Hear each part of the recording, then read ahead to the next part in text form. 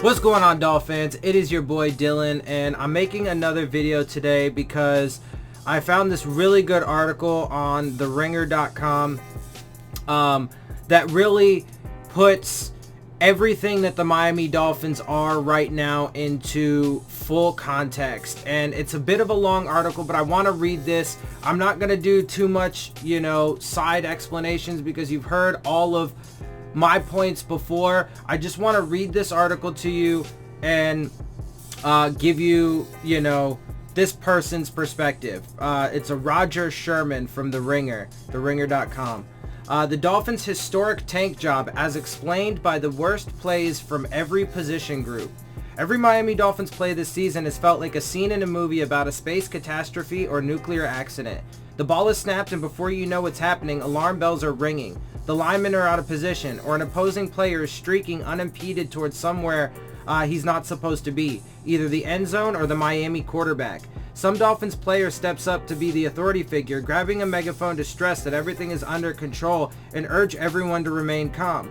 But soon he is dead, killed by the obvious disaster that he just tried to pretend didn't exist. The Miami football experience is like this on virtually every play. The spacecraft computer malfunctions on first down, the airlock won't close properly on second down, an oxygen tank explodes on third down. Watching this unfold at home allows us to consider the structural causes of the catastrophe. For the players, though, there's no time for deep critical thinking. The alarm bells are ringing and they're trying to survive. The Dolphins have allowed 1,498 yards through 3 weeks, the most in NFL history. They have scored 1 touchdown in 3 games. They have allowed 16 touchdowns, that is. They have scored just 16 total points. No other team this season has fewer than 33. They have allowed 133 points. No other team has allowed more than 94. Miami's point differential of -117 is the worst of all through 3 weeks. The Jets, another football failure factory, have the second worst differential at -37. Miami is 3 times worse. 3 times worse. The Dolphins are on pace to score the fewest points of any team since the NFL moved to a 16-game regular season, breaking a record set in 1992. They are also on pace to allow the most points of any team in history, snapping a mark set in 1981. It seems unfathomable that one team could shatter decades-old records to become the worst at offense and the worst at defense. The Dolphins legitimately have a shot. Of course, this is partly intentional. Like so many marine mammals at aquariums around the world, the Dolphins are in the tank. Miami massively overperformed expectations last year by going 7-1 in one-score games and 0-8 in games decided by multiple scores. In spite of finishing 26th in total points and 27th in points allowed, it nearly made the playoffs.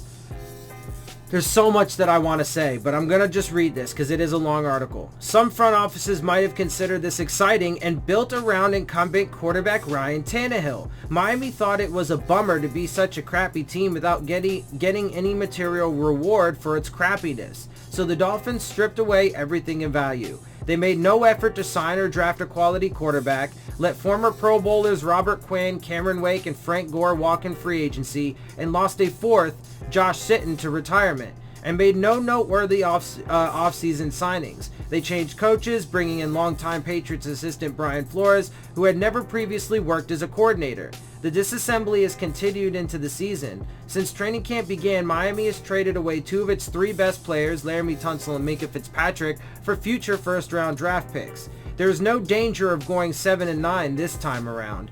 In the long term, this is a sound strategy. Obviously, I disagree with that, but that's okay. Like I said, I'm not gonna give too much commentary. I just want to give it because there's a lot of good stuff in here too. Even though I disagree with that, I think it's gonna be a absolute travesty for a lot of the reasons why he's pointing out, which I don't know why he would say that, but whatever. People are silly sometimes. Anyhow, I have seen Tua Tagovailoa play football and would happily have my team go 0-16 to guarantee that he becomes its quarterback of the future. We'll see. Okay, I haven't read this whole thing myself. I skimmed through it, and that's why, and I saw a lot of good stuff. That's why I wanted to read it. But that's why he believes that, because Look, again, for me as a fan, and just real quick, I would never adopt this process and be okay with it. Apparently, he's okay with it. The wealth of other draft picks the Dolphins have acquired in exchange for spare parts should set them up to build a contender in a few years, if they get it right. Again, massive gamble. In the short term, though, life is bleak. Pro Football Focus ranks just one Dolphins starter, wide receiver Preston Williams, as above average, with 7 coming in at average, 10 at below average, and 4 is poor. See, that's why it's funny. I find it funny that with all of these stats and stuff that he's given, I don't know how he thinks that, like, this could be positive for even the future, or even in a few years from now. But anyway, again, I digress. Only 5 of the 53 players on the roster are former first-round picks. One of those, quarterback Josh Rosen, performed so poorly as a rookie that the Cardinals traded him for a 5th-rounder in April. Another, defensive end Taco Charlton, was cut by the Cowboys last week after just 2 seasons in the NFL. By the way, I think it is 6, though. The veterans on the roster are reportedly trying to abandon ship rather than wasting a year of their careers on this team. I am fascinated by these Dolphins. No single bad positional grouping can sink a football team this thoroughly. Even teams that feature a bad player at quarterback, the sport's most important position, yeah, I disagree there too, are capable of achieving success. Sometimes they even win the Super Bowl. Being this bad requires total team-wide ineptitude. So I rewatched every play the Dolphins have run this season and selected the ones that best demonstrated the failings of each position group in an attempt to illustrate Miami's front-to-back failure. These Dolphins are an 11-man symphony of suck. Obviously, I can't show you the plays that are in this article, but I will describe them. And I'm sure he does as well. Offensive line. A bad offensive line makes bad players at every other offensive position worse. With a bad line, bad quarterbacks can't think before throwing, bad running backs sprint into human walls, and bad wide receivers don't have time to get open. Because all of those things happen, the punt team comes out every 4 plays unless there's a turnover, and the defense is forced to stay on the field for about 40 minutes per game. It makes sense then that Miami is by far the worst offensive line in the league, ravaged by attrition, trades, and injuries. Pro Football Focus rates the Dolphins toward the bottom of the league in every category, with Miami coming in at dead last in pass blocking and run blocking. Allow me to demonstrate the complete failure of the Dolphins line with one play from last Sunday's 31-6 loss to the Cowboys. On this play, the Cowboys do not blitz. They send just 4 pass rushers. 3 of them get to the quarterback. Approximately 2.5 seconds after Rosen touches the ball, former Dolphins standout Robert Quinn drags him to the ground. The most glaring error here comes from rookie Michael Dieter, who is playing left tackle. Dieter should not be playing left tackle. Although he played there as a junior in college, he told press after being drafted that he was most comfortable playing in the middle 3. After Sunday's game, he said, "I definitely didn't expect to play left tackle." There is another example, though, of why would Brian Flores be using guys in positions that they're just unfamiliar with, not good at, blah, blah, blah, because he's trying to lose, guys. He's trying to lose. But he was playing nonetheless, in part because of an injury to starting left tackle Jesse Davis. They could have put somebody else there, though. They didn't have to put him. It should be noted that Davis also should not be playing left tackle. He started at right guard for the Dolphins last year, but was suddenly asked to switch sides and positions after Miami traded starting left tackle Tunsil to Houston in August. It'll be hard to transition into 1 week or so, Davis told the team website. The Dolphins acquired left tackle Julian Davenport in the Tunsil trade, but Davenport suffered a hyperextended knee in practice and is on injured reserve, so Dieter it is. Dieter's assignment is to stop Quinn, who is lined up especially wide in an obvious pass rushing situation. Unsurprisingly, a rookie interior lineman has trouble keeping up with a Pro Bowl pass rusher. Dieter politely taps Quinn on his way to the quarterback, just saying hi. However, don't let Dieter's egregious failure here distract you from the rest of the line. Look at Jamarcus Webb, the right tackle. Before this fall, Webb had played in only 1 game since being cut by the Seahawks in 2016. He was cut by the Colts after training camp this year. Miami signed him after the Tunsil trade, though, and after Davenport's injury, he was inserted into the starting lineup. He's been really bad. Webb allowed 10 pressures on 49 pass blocking snaps against the Cowboys. He's already tied for second in the NFL in pressures allowed, despite playing in 2 games of the first 3 games. Webb is beaten with comic ease by Cowboys defensive end DeMarcus Lawrence, who briefly feigns a rush to the outside before sprinting past Webb's left shoulder. It's pretty pathetic, but Webb gets bailed out of that situation by running back Kalen Ballage, who picks up Lawrence for long enough to prevent a quick sack. However, Webb falls down when trying to recover, and in falling, he takes out the legs of right guard Shaq Calhoun and undrafted rookie an undrafted rookie playing due to an injury to Danny Isidora.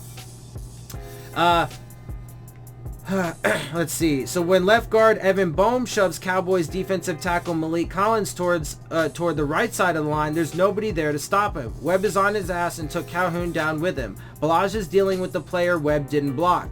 Collins gets to the quarterback only to find out he's already being sacked. Let's watch the whole thing on all 22 in slow-mo. Obviously can't watch that, but that's okay. It's a circus of failure. Everybody is calling for reinforcements, but the reinforcements are already dead. There's no real hope for improvement. On Wednesday, the team announced that Isidora is out for the season with a foot injury, so the Dolphins will move forward, starting a third rounder, a fifth rounder, a seventh rounder, and 2 undrafted players. The third rounder is being asked to play out of position. The team's only natural tackle might be the worst active offensive lineman in the NFL.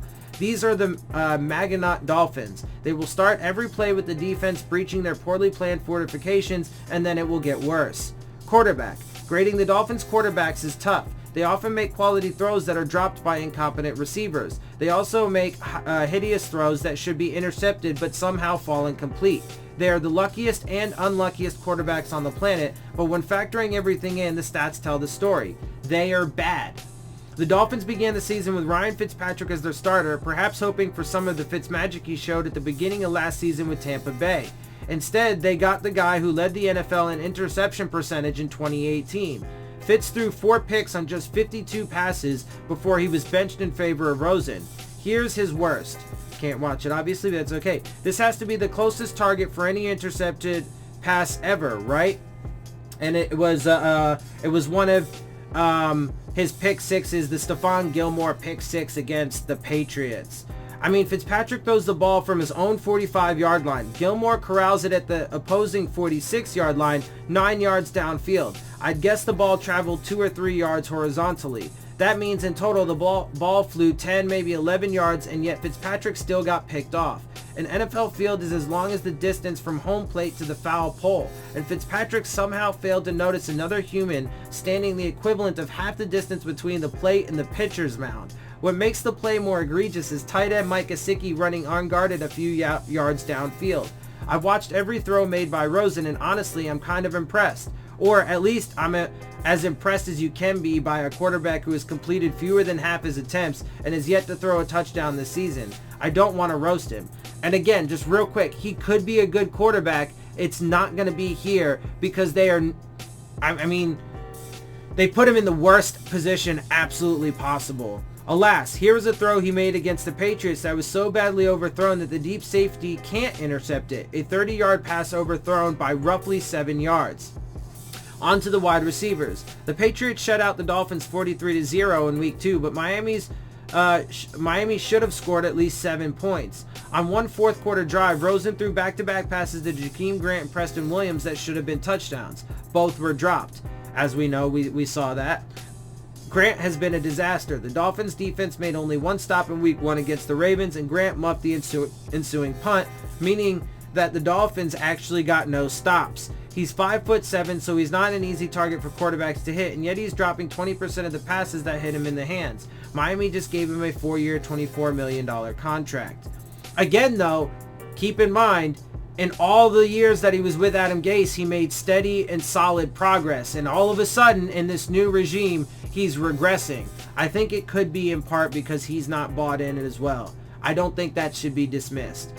Williams, an undrafted free agent from this year's class, has been a surprising bright spot. Miami's lone touchdown drive of the year culminated with 3 consecutive passes to Williams. The fact that an undrafted rookie is probably the team's top receiver is telling. Of the 6 receivers on the roster, 3 were undrafted, 1 was taken in the 6th round, and 1 was taken in the 7th. Devontae Parker was once a first-round pick, but he hasn't panned out as Miami had hoped. To the running backs. I know I said I'd be presenting one representative play for each position group. For the Dolphins running backs, however, I'm going with this 2-minute cut-up of Kalen Ballage attempting to catch passes out of the backfield. That's right, it's time for a Ballage montage.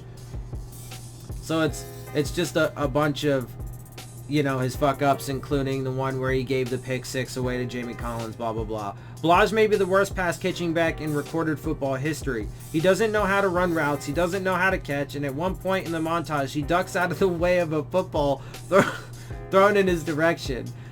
Jesus. Against the Patriots, he bobbled the ball directly into the hands of a New England defender who returned it for a pick six. He has just 3 catches on 9 targets this year. It's baffling because Ballage had 44 catches for 469 yards as a junior at Arizona State. Now he treats footballs thrown to him the way infomercial actors treat plates of messy food.